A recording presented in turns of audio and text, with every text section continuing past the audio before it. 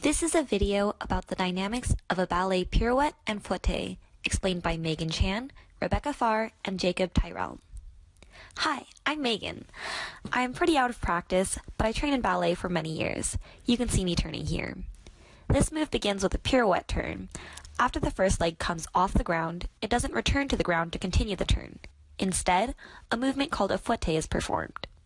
In this movement, my heel is lowered on my standing leg and I bend my knee as my lifted leg extends forward and to the side.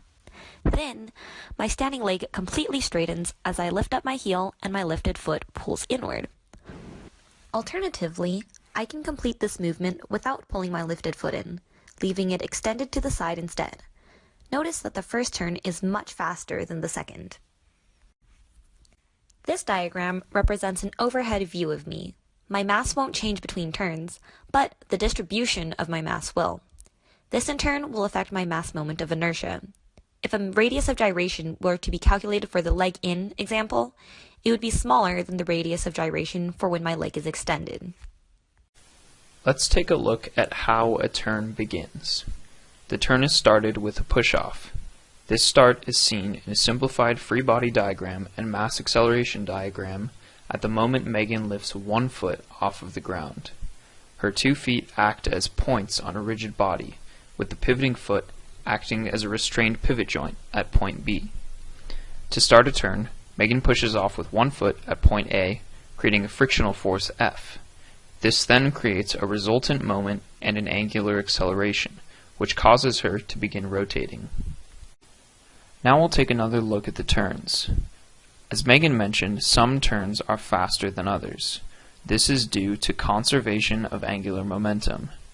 When Megan turns with her leg extended, she has some angular velocity, represented by omega.